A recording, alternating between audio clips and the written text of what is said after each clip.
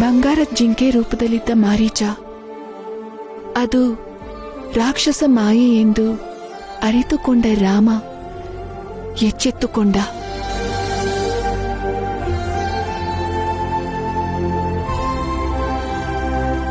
ಅಷ್ಟರಲ್ಲಿ ಅಲ್ಲಿಗೆ ಆಗಮಿಸಿದ ಲಕ್ಷ್ಮಣನು ಅಣ್ಣನಿಂದ ವಾಸ್ತವ ಏನೆಂದು ತಿಳಿದುಕೊಂಡು ಕೋಪೋದ್ರಿಕ್ತನಾದ.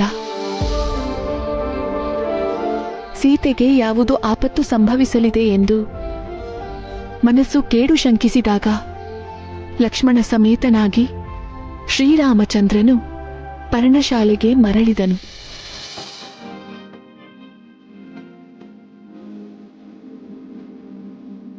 ರಾಮ ಲಕ್ಷ್ಮಣರು ಕುಟೀರದಲ್ಲಿ ಇಲ್ಲದ ಸಮಯದಲ್ಲಿ ರಾವಣಾಸುರನು ಸನ್ಯಾಸಿಯ ರೂಪ ಧರಿಸಿ ಕುಟೀರದ ಮುಂದೆ ನಿಂತುಕೊಂಡು ಭವತಿ ಭಿಕ್ಷಾಂ ದೇಹಿ, ಭವತಿ ಭಿಕ್ಷಾಂ ದೇಹಿ ಎಂದು ಕಪಟ ಬುದ್ಧಿಯಿಂದ ಭಿಕ್ಷಾಟನೆ ಪ್ರಾರಂಭಿಸಿದ.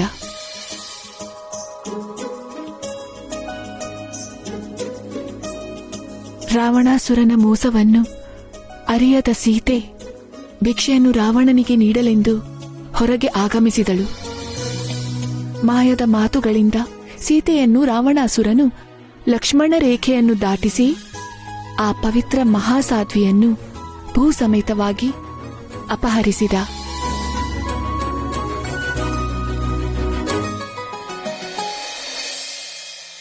ಅವನ್ ಸ್ವಾರ್ಥಕ್ಕೋಸ್ಕರ ಸೀತೆನ ರಾಮಯಿಂದ ದೂರ ಮಾಡಿ ರಾವಣಾಸುರ ಕರ್ಕೊಂಡು ಹೋಗಿದ್ದು ತಪ್ಪಲ್ವೇನಮ್ಮ?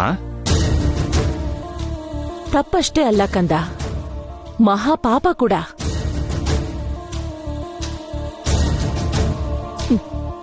ಆದರ್ಶ ದಂಪತಿಗಳನ್ನ ಬೇರೆ ಮಾಡಿದ್ರೆ ಎಂಥವನೇ ಆದ್ರೂ ಶಿಕ್ಷೆ ಅನುಭವಿಸೋದು ತಪ್ಪಿದ್ದಲ್ಲ ಅಂತ, ನಾಶ ನಿಶ್ಚಿತ ಅಂತ ರಾವಣಾಸುರನ್ ಮೂಲಕ ನಮ್ ಎಲ್ರಿಗೂ ಈ ರಾಮಾಯಣ ನೀತಿ ಬೋಧಿಸ್ತಿದೆ.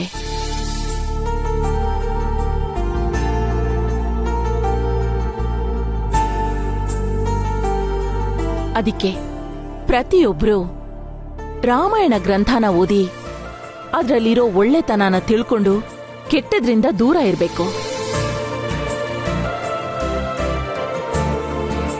ಆವಾಗ್ಲೇ ಎಲ್ಲಾರ ಜೀವನನೂ ಸುಖ ಸಂತೋಷದಿಂದ ತುಂಬ ಹೋಗುತ್ತೆ.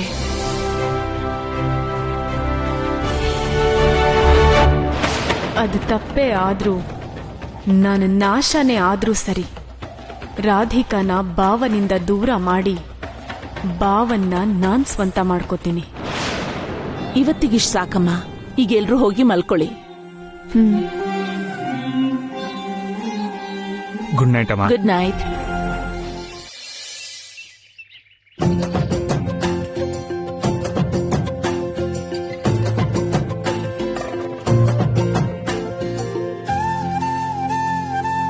Thank you. ರಾಧಿಕಾ ಅವರೇ, ಇವತ್ ನಾವಿಬ್ರು ಒಟ್ಟಿಗೆ ಆಫೀಸಿಗೆ ಹೋಗ್ಬೇಕು, ಸರಿನಾ? ನಾನು ಆಫೀಸಿಗೆ ಯಾಕ್ರಿ? ಮೊದಲನೇದು ನೀವು ಆಫೀಸ್ ನೋಡ್ಬೇಕು, ಎರಡನೇದು ಆಫೀಸ್ ಸ್ಟಾಫ್ ಎಲ್ಲ ನಿಮ್ಮನ್ನ ನೋಡ್ಬೇಕು ಅಂತಿದ್ದಾರೆ. ಒಂದ್ಸಲ ಪರಿಚಯ ಮಾಡಿಸಿ ಅಂತ ರಿಕ್ವೆಸ್ಟ್ ಮಾಡ್ತಿದ್ದಾರೆ. ಇಲ್ಲ ಅಂದೆ ಬನ್ರಿ ಪ್ಲೀಸ್. ಆಫೀಸ್ಗ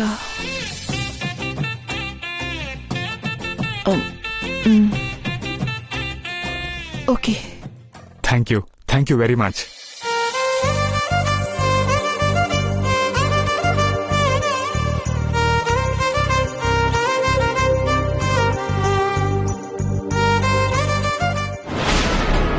ಅಮ್ಮ, ಇಬ್ರು ಸೇರಿ ಟಿಪ್ ಟಾಪ್ ಆಗಿ ರೆಡಿಯಾಗಿ ಎಲ್ಲೋ ಹೋಗ್ತಿದ್ದಾರೆ ಅನ್ಸುತ್ತೆ. ಹೌದೇ? ಹೌದು ಅಂದ್ರೆ ಅವ್ರಿಬ್ರು ಹಾಗೂ ಊರೆಲ್ಲ ಸುತ್ತಾ ಇದ್ರೆ ನನ್ನ ಪರಿಸ್ಥಿತಿ ಏನು?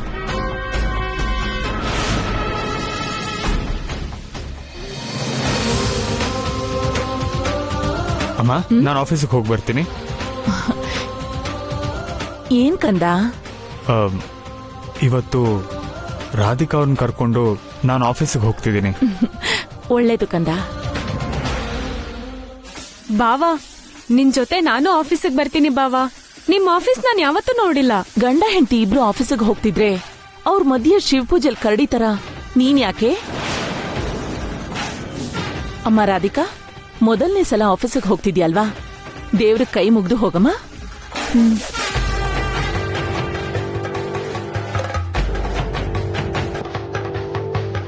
ಸೆಂಟಿಮೆಂಟ್ಗಳಿಗೆ ಬೆಲೆ ಕೊಡೋ ಅತ್ತೆಗೆ ಅದೇ ಸೆಂಟಿಮೆಂಟಿಂದಾನೆ ಪೆಟ್ಟು ಕೊಟ್ಟು ರಾಧಿಕಾ ಆಫೀಸ್ಗೆ ಹೋಗದೆ ಇರೋ ಥರ ಮಾಡ್ತೀನಿ.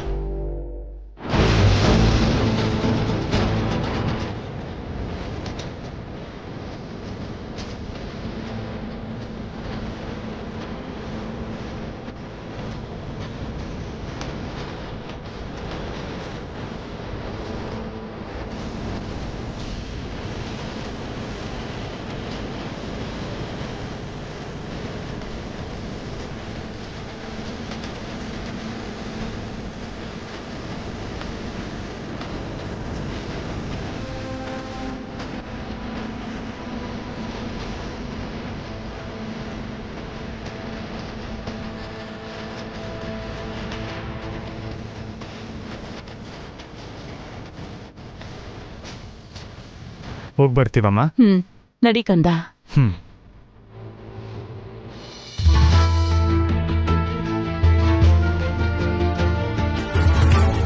ಅಮ್ಮ ಹೋಗಿ ಬರ್ತೀವಮ್ಮ. ಅಯ್ಯಯ್ಯೋ, ಅಕ್ಕ ಮೊದಲನೇ ಸಲ ಆಫೀಸಿಗೆ ಹೋಗೋವಾಗ್ಲೇ ಕಾರ್ ಟೈರ್ ಪಂಚರ್ ಆಗಿದ್ಯಲ್ಲ.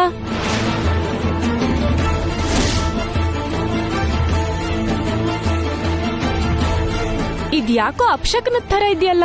ನಾವು ಹೋಗ್ತಿರೋದು ಈ ಕಾರಲ್ಲಲ್ಲ ಮಲ್ಲೇಶ್ವರಿ, ಆ ಕಾರಲ್ಲಿ.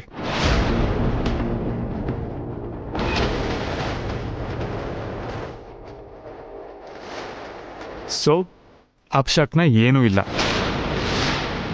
ರಾಧಿಕಾ ಅವರೇ, ಹೋಗೋಣ ನಡೀರಿ. ಹೋಗಿ ಬರ್ತೀವಿ.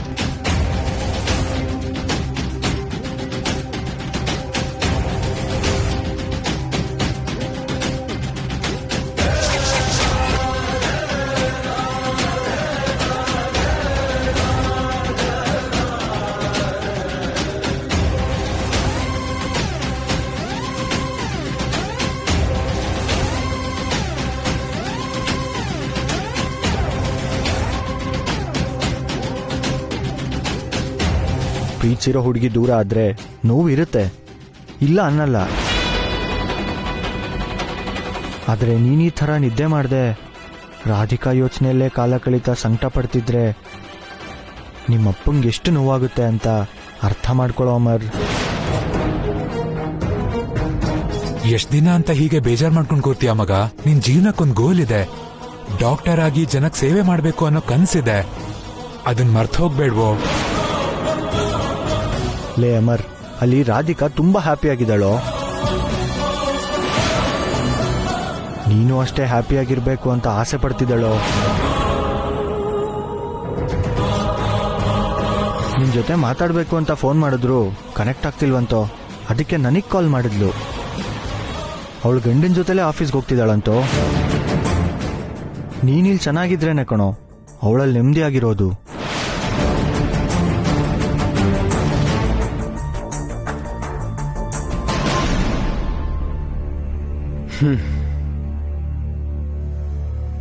ಸರಿ ಮಗ, ನೀವ್ ಆಸೆ ಪಟ್ಟ ಹಾಗೇನೆ ನಾನ್ ಬದುಕ್ತೀನಿ, ನೀವ್ ಹೊರಡಿ. ಹಾಗಾದ್ರೆ ನಡಿ ಮಗ, ಮನೆಗೆ ಹೋಗೋಣ. ನೀವೆಲ್ಲ ಹೋಗಿ ಅನ್ನಲ್ಲ, ಅದ್ ಹಾಗಲ್ವೋ? ಏಯ್,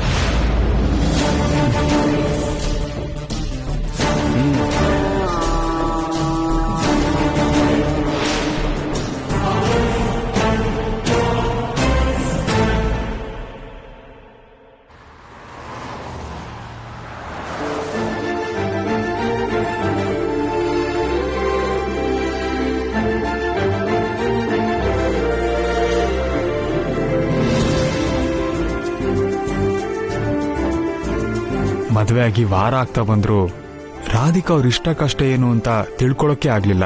ಇವಾಗಾದ್ರೂ ತಿಳ್ಕೊಳ್ಳೋಣ. ರಾಧಿಕಾ ಅವ್ರೆ, ನಿಮ್ಗಿಷ್ಟ ಆಗೋ ಕೂಲ್ ಡ್ರಿಂಕ್ ಯಾವ್ದಾದ್ರು ಇದ್ರೆ ಹೇಳಿ, ಕೊಡಿಸ್ತೀನಿ. ನಂಗೆ ಇವಾಗೇನು ಕುಡಿಬೇಕು ಅನಿಸ್ತಿಲ್ಲ.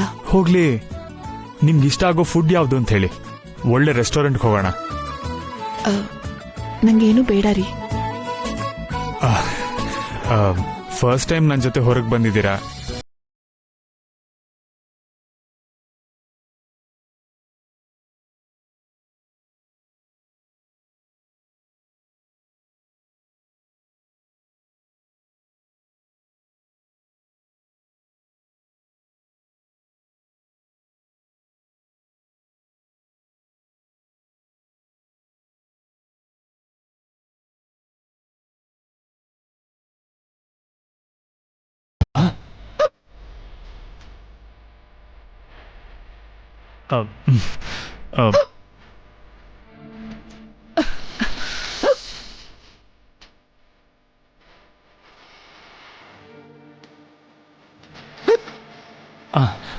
ತಗೊಳ್ಳಿ, ನೀರ್ ಕುಡೀರಿ.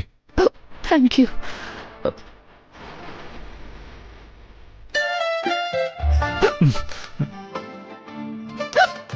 ಇನ್ ಸ್ವಲ್ಪ ಕುಡೀರಿ.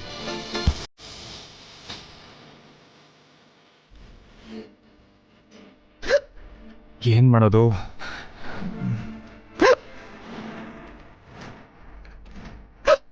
I love you.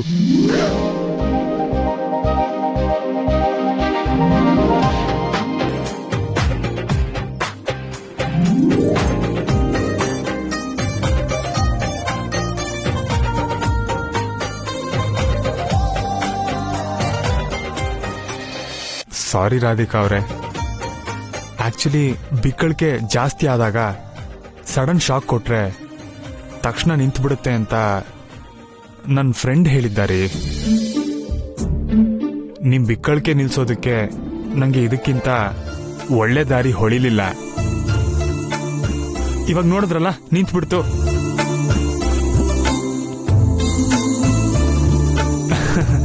ಇವಾಗ ಓಕೆ ಅಲ್ವಾ?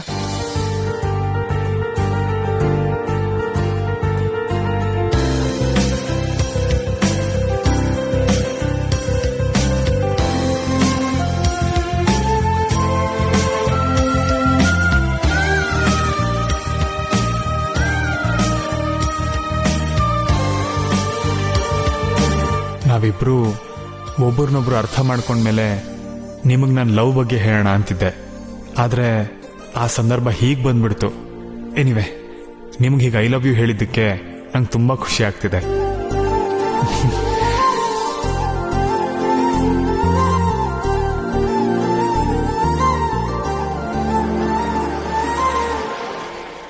ನಮ್ಮ ಆಫೀಸ್ ಇದೆ ರಾಧಿಕಾ ಅವರೇ.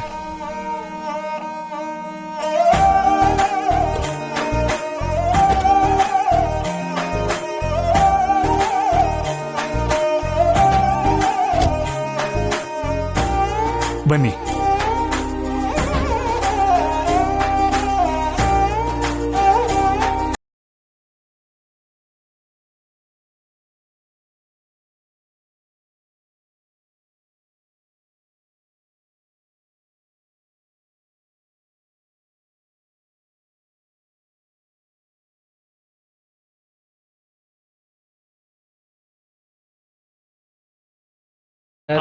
Congrats, madam. Thank you. Happy married thank you. life. Thank you. Congratulations. Happy married life, sir. Happy married life, ma'am. Thank you. Happy married life sir. Thank you so Happy much. married life.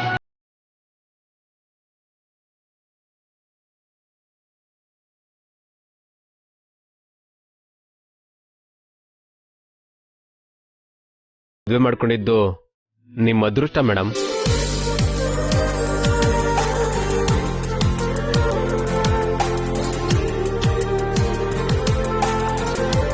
ಸಾಮಾನ್ಯವಾಗಿ ತುಂಬಾ ಜನ ಬಾಸ್ಗಳು ಅಧಿಕಾರ ಅಡ್ಡ ಇಟ್ಕೊಂಡು ಅಹಂ ತೋರಿಸ್ತಾರೆ. ಆದ್ರೆ ನಮ್ ಬಾಸ್ ಹಾಗಲ್ಲ, ಸ್ಟಾಫ್ ಮೇಲೆ ಅಭಿಮಾನ ತೋರಿಸ್ತಾರೆ.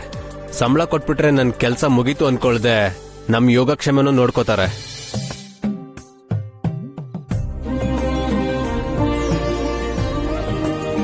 ಅಷ್ಟೇ ಅಲ್ಲ ಮೇಡಮ್, ತಪ್ಪು ಮಾಡಿದ್ರೆ ಬುದ್ಧಿ ಹೇಳಿ ಆಗಿರೋ ತಪ್ಪನ್ನ ತುಂಬಾ ಸಲೀಸಾಗಿ ಸರಿ ಮಾಡ್ತಾರೆ. ಸಾರ್ ಜೊತೆ ಕೆಲಸ ಮಾಡೋರು ಮಾತ್ರ ಅಲ್ಲ ಮೇಡಮ್, ಅವ್ರ ಫ್ಯಾಮಿಲಿನೂ ಚೆನ್ನಾಗಿರೋ ತರ ನೋಡ್ಕೋತಾರೆ. ನಿಜವಾಗ್ಲೂ ನಮ್ ಸರ್ನ ಮದ್ವೆ ಆಗೋದಿಕ್ಕೆ ನೀವು ತುಂಬಾ ಅದೃಷ್ಟ ಮಾಡಿದೀರಾ.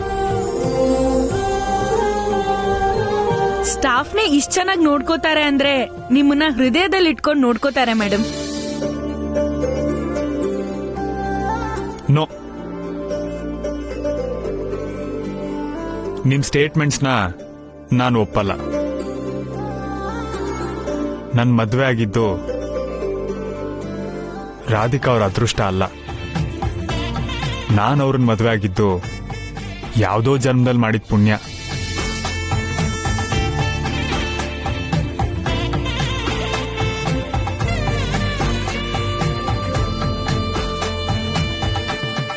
ನಮ್ಮಮ್ಮ ನನಗ್ ಮಾಡಿರೋ ಆಶೀರ್ವಾದ, ಪ್ರೀತಿಗೆ ಪ್ರತಿರೂಪ ಅವರು, ಸೌಜನ್ಯಕ್ಕೆ ಜೀವಂತ ನಿದರ್ಶನ. ದೊಡ್ಡೋರ್ ಬಗ್ಗೆ ಇರೋ ವಿನಯ, ಬೇರೆ ಮನುಷ್ಯರಿಗೆ ತೋರಿಸೋ ಮಮಕಾರಕ್ಕೆ ರಾಧಿಕಾ ಅವರು ಒಂದು ಉದಾಹರಣೆ. ಅಂಥ ಒಂದು ಹೆಣ್ಣು ನನ್ನ ಜೀವನಕ್ಕೆ ಅರ್ಧಾಂಗಿಯಾಗಿ ಬಂದಿದ್ದು ನನ್ನ ಅದೃಷ್ಟ.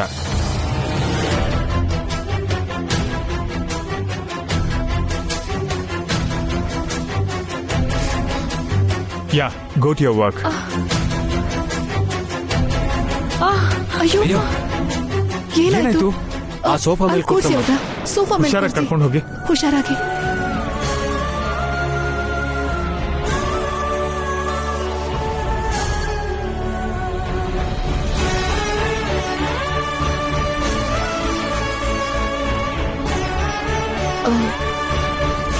BP ತುಂಬಾ ಡೌನ್ ಆಗಿದೆ.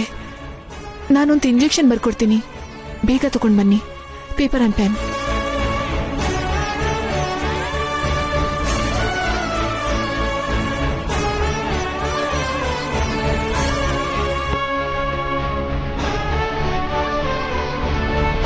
ಈ ಇಂಜೆಕ್ಷನ್ ಬೇಗ ತಗೊಂಡ್ ಬನ್ನಿ.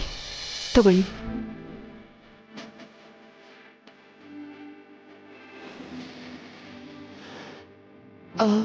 ಇನ್ನೊಬ್ರು ಯಾರಾದ್ರೂ ಹೋಗಿ ಒಂದ್ ಎಳ್ನೀರ್ ತಗೊಂಡ್ ಬನ್ನಿ.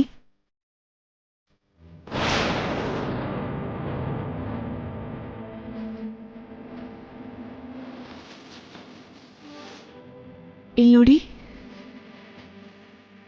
ನಿಧಾನಕ್ಕೆ. ಹಾ, ಆರ್ ಯು ಓಕೆ?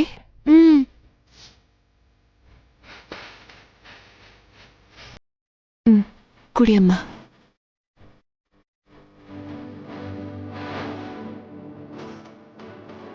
ಇನ್ ಸ್ವಲ್ಪ ಕುಡಿ. ಸಾಕು madam. Injection ತಂದ್ರಾ?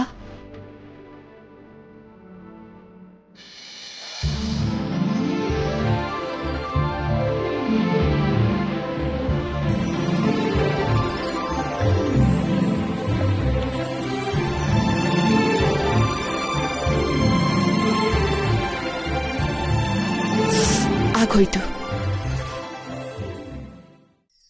Thanks madam. Okay.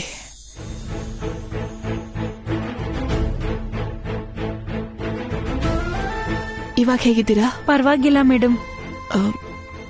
ನೋಡೋದಕ್ಕೆ 7th ಮಂತ್ ತುಂಬಿರೋ ತರ ಕಾಣ್ತೀರಾ. ಹೌದು ಮೇಡಮ್. ತುಂಬಾ ಸುಸ್ತಾಗಿದ್ದೀರಾ.